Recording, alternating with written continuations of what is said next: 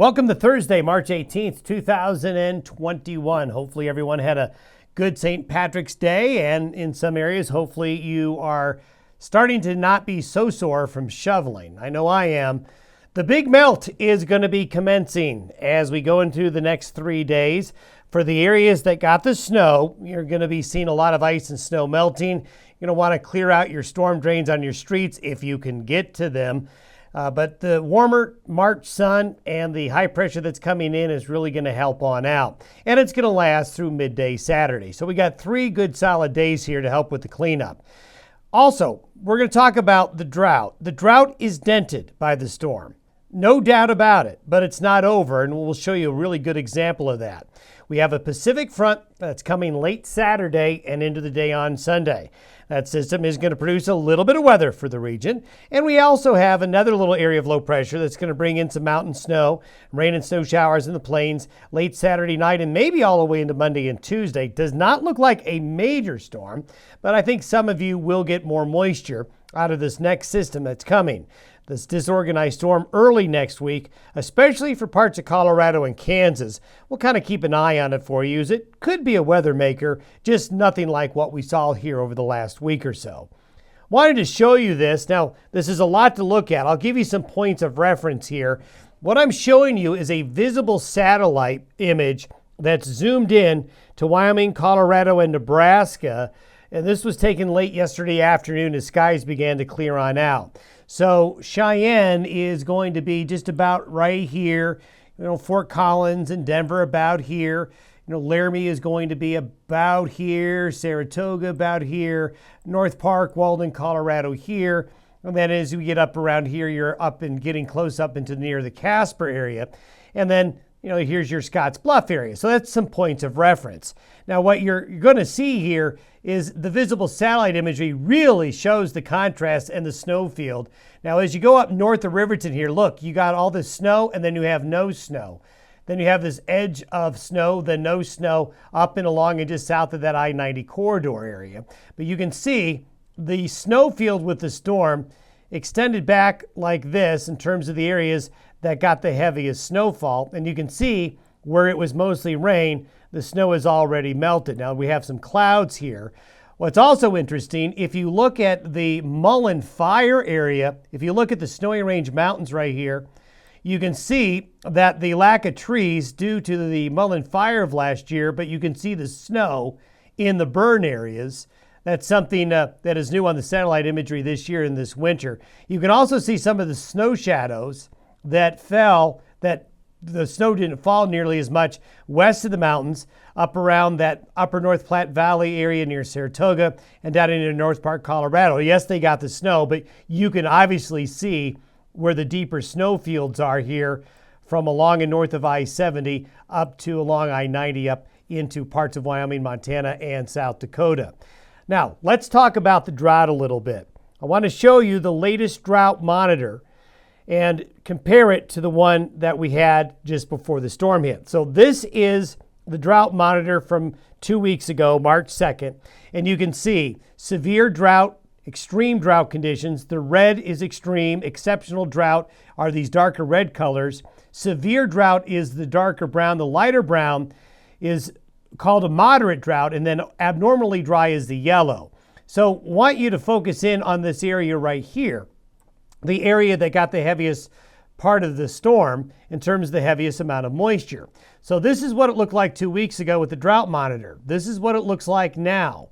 2 weeks ago, now. Now you can see that many areas of Nebraska and southeastern Wyoming here in northern Colorado went to yellow from being brown and red. We also saw a pretty big improvement there in east central Colorado from that to this.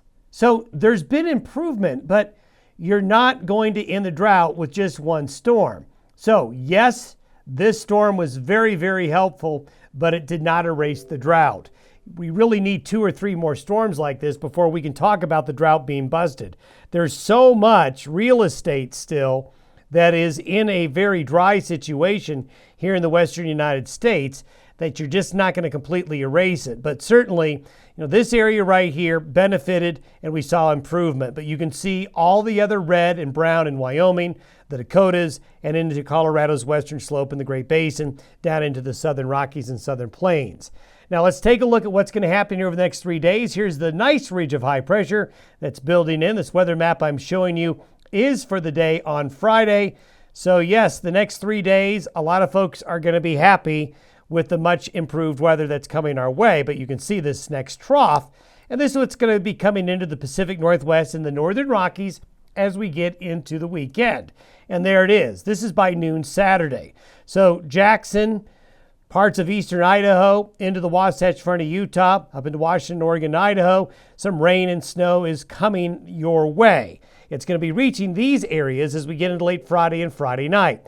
By Sunday, the moisture with this front looks like this. You're going to see snow in the mountains, the heaviest precipitation from Yellowstone Park into eastern Idaho, back into parts of northern Utah, into the Snake River Valley of Idaho there, and into southwest Montana. So this will bring a nice shot of wet spring snow to the higher valleys and the western mountains, starting late Friday night and Saturday morning in the far western areas.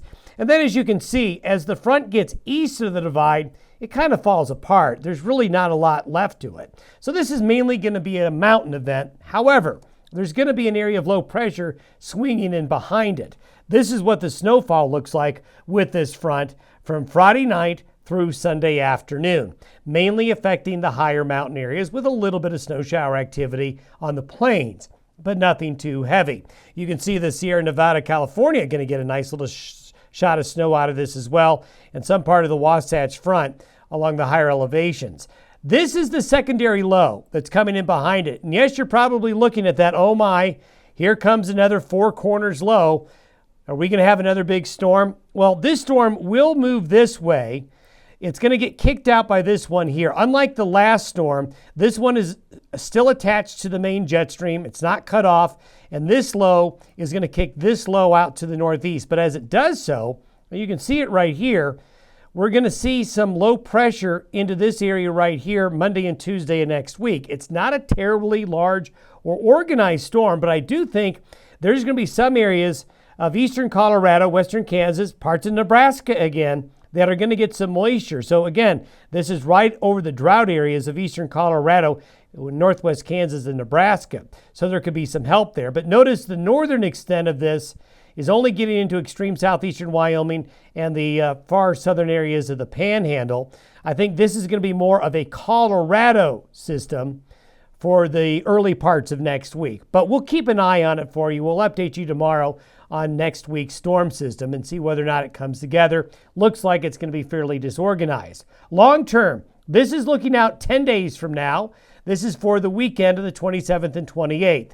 What's interesting is we get into a vigorous northwest wind aloft with high pressure up in the Gulf of Alaska. So for you folks who've been watching and listening to this podcast in a while, and for folks new to the podcast, when there's a ridge here, we go into the fridge. We turn colder as high pressure causes that jet stream to go up north and displace the colder air in those northern latitudes and push it south. And we get these little ripples coming on through these little fronts. And this is what produces good snow and good snowpack buildup during that March, April timeframe when we expect the mountains to be getting more of those wet snows. So this is going to stay an active pattern for the next week to 10 days, but we don't see a repeat performance over the next week to 10 days, but the weather pattern is going to stay busy. So for the next 3 days of warmer temperatures and sunshine, take advantage of them. Have yourself a great Thursday. We'll talk to you tomorrow.